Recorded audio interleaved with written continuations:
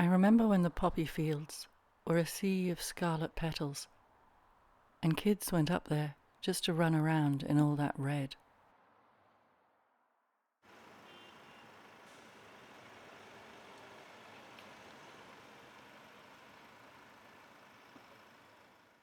When I first came to Clonmel 30 years ago, I fell for a local man. What drew me to him was the way he described his childhood. He played on the street with a gang of neighbour kids. They played chase and catch. They kicked balls and climbed trees and walls, scrambled over gates, jumped fences, and pushed their way through holes in the hedge.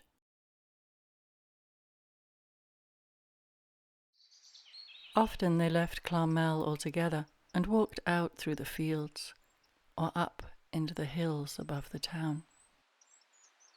From Irish Town, they'd go out the wood road into the trees. They'd make dens and cubbies. They'd whittle sticks and dam the streams to watch the way the water flowed. Come autumn, they'd collect conkers and pick blackberries and dare each other to eat sloes. And there was always the river shore for fishing and swimming and skimming stones. He described a kind of childhood I understood, a childhood that offered up an intimate knowledge of place, that let you know how life was made of so much more than human things.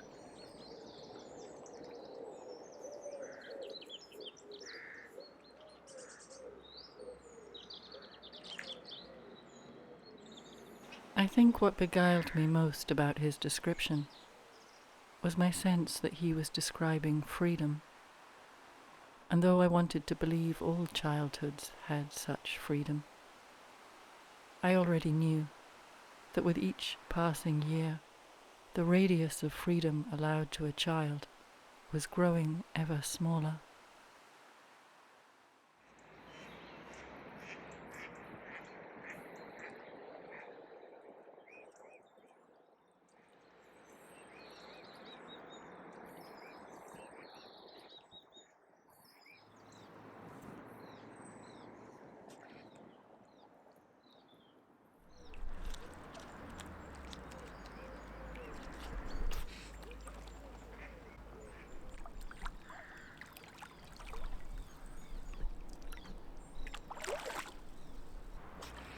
I think one of the main things that children need to do in nature is do their thing.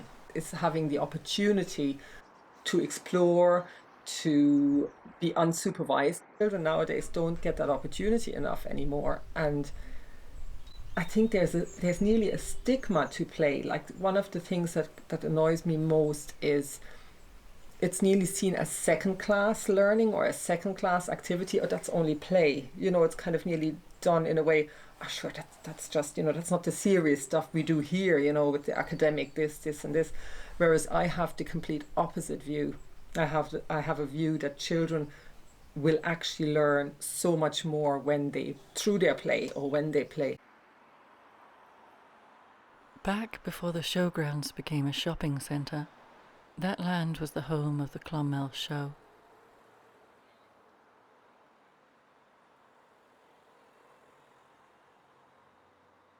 It was a place that was all about children and animals. There was pony jumping and kids leading all kinds of dogs around the dog show, and children helping their parents to brush down prize cattle and sheep. There were tents full of prizes for children's art and poetry.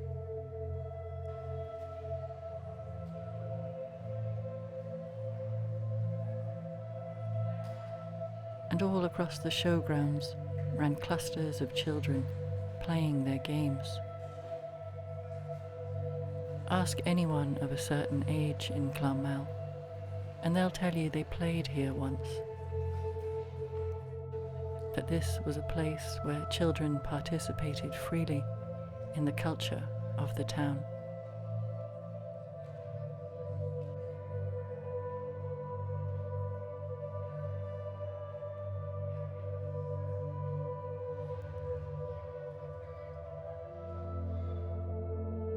Some boys come out to play, the moon does shine as bright as day.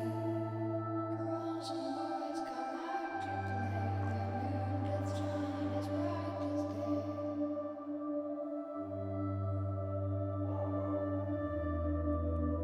day. The streets of Clonmel are mostly empty of children now.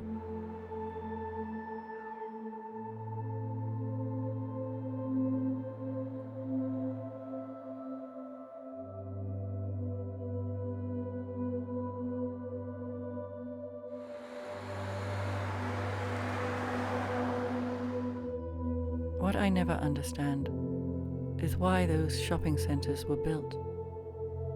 In school in the 1980s, we learned how if you build a mall on the edge of a town, it'll force local businesses to close. It'll make people more dependent on cars. It'll negatively impact community and reduce people's feelings of belonging. Ultimately, a mall will destroy the heart of a town.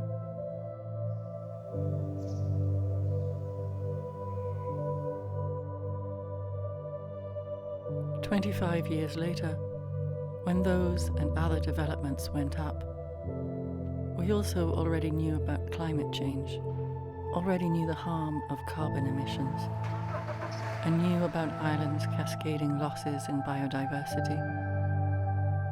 It was already painfully clear that the future our children face would be incredibly vulnerable. And why all this matters is because play is inseparable from place. The two are intimately connected. Place defines how we play, and play defines who we become.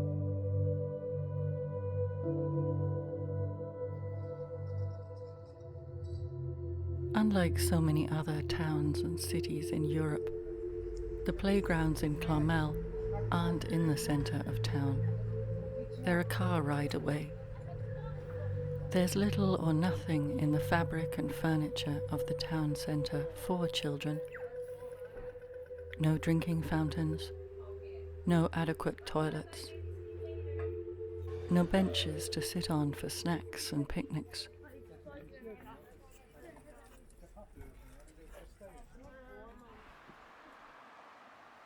Nowhere a community can gather all generations together in one place.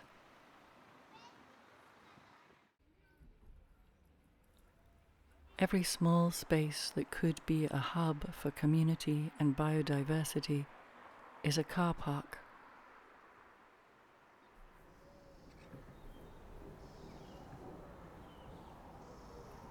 Perhaps saddest of all, there's no way for children to see over the flood wall and watch the wildlife on their river.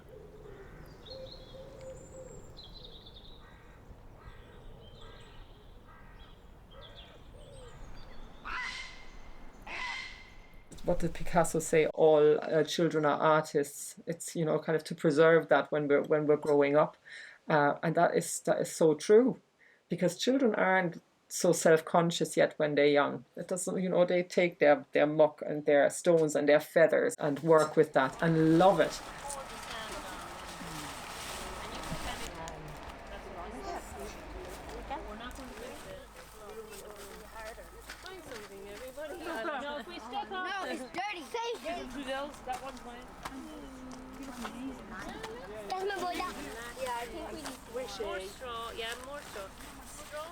Play is creativity, like to create a storyline in your head, or to create a, you know, building a den or anything like that. That's creativity, and it's something that's vital to childhood. And if we did not give these opportunities, then like children would definitely suffer.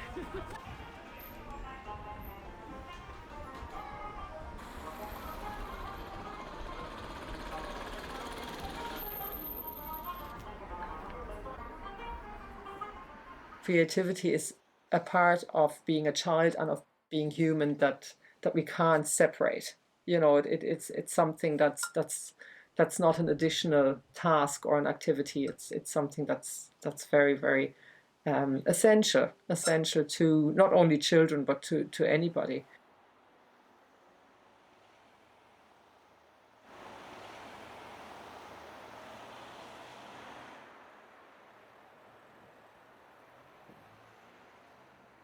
Art is a fundamental part of being human. You know, people can see it as a curriculum subject or as an activity, but I don't think we can remove being human from being creative. And being creative doesn't mean you have to be good at drawing, or you have to be good at painting, or you have to be an amazing sculptor. Like, to me, creativity comes in so many different forms.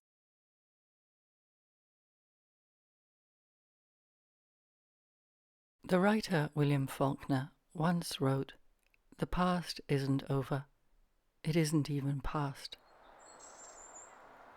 What is true is that we carry our childhoods with us forever. They never really pass." But the era of children relating closely to place and nature may well be over. Technology seems like a brighter, more interesting, more necessary companion, never out of the hand.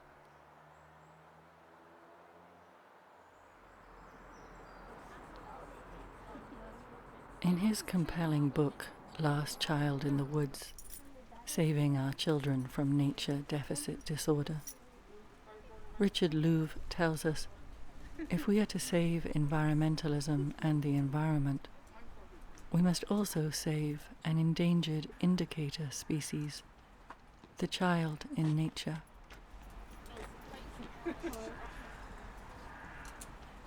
I don't think there's anything that can't be learned through nature connection and through play.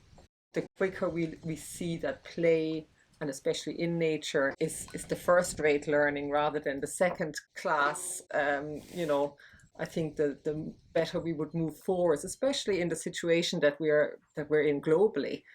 It's at this stage a vital thing that needs to be done. It's not a choice, really. It's something that really is essential at this stage, not only for the health of the children and of humans, but of our earth.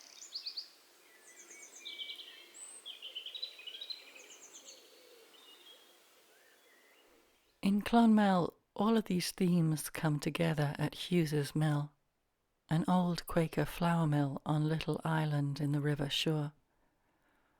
A building that's both residential and commercial, though its commercial spaces have largely fallen into disuse.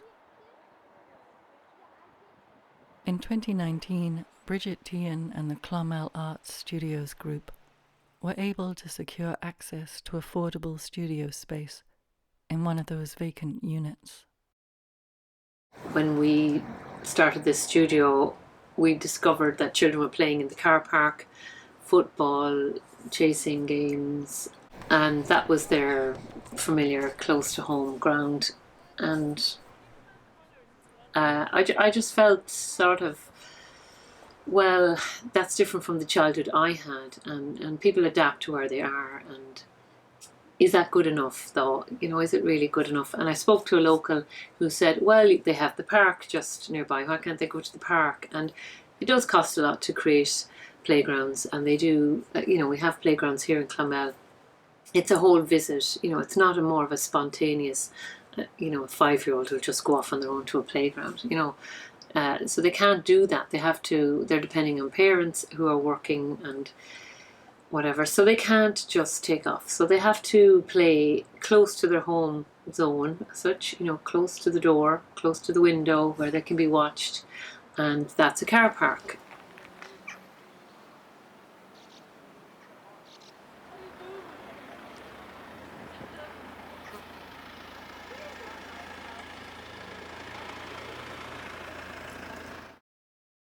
Around the mill runs a network of waterways, culverts and channels that once fed the many mills of Suir Island.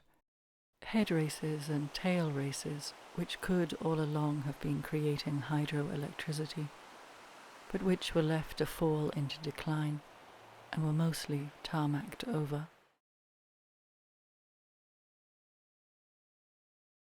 Despite the years of pleas from local community groups and activists, the car park has been expanded to a capacity 3 times greater than is ever used. 5 years ago, Tipperary County Council made a master plan for the island. It included pedestrian bridges that would link the car park to the quay on one side and to the local park on the other, and a plan for a public plaza, and looped walks and treetop walks in the canopy. But the expense of the proposal seems to have paralysed the council into inactivity. In the meantime, the natural resource of Shore Island's woods has remained fenced off from unauthorised access. For the children of Hughes's mill, this expanse of local nature right on their doorstep is completely out of bounds. So we've got wilderness, fence, car park, children, this amazing mixture.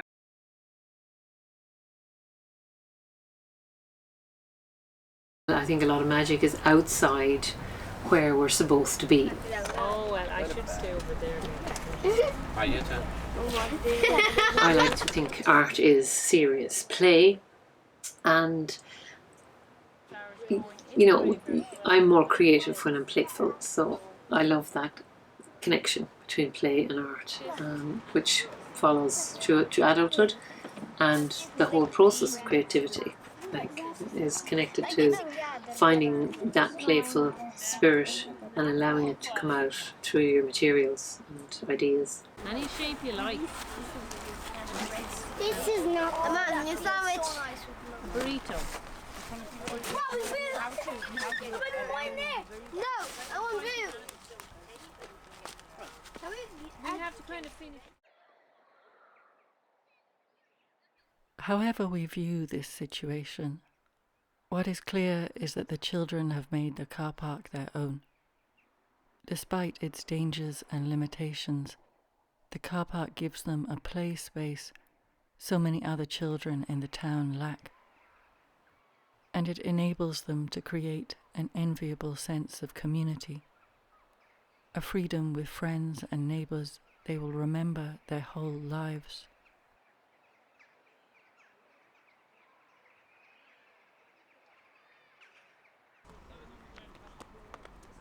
Article 31 is a beautiful aspiration. The assertion of a child's right to play and participation in their culture is vital, because in so many countries, children have to work. They've little time for leisure and no access to the arts. And in the West, it's the ideals of Article 31 that lift us from ceaseless commercialism towards culture.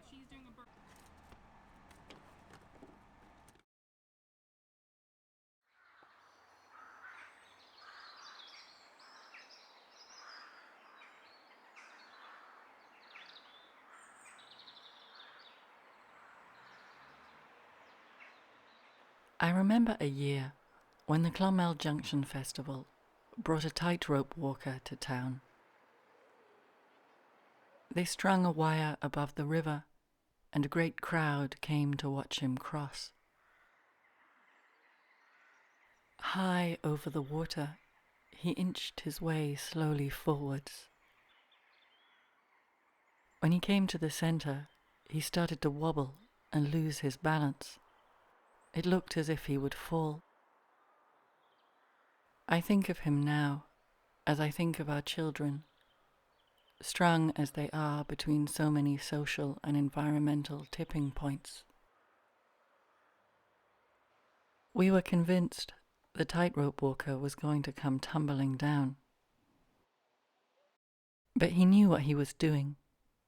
He sat on the wire then and had a picnic. I think he juggled and smoked a cigar. For sure, it was when things looked at their most desperate that he let out his playful spirit and started to get creative. The sun is shining, the clouds roll away. If I ever hurt you,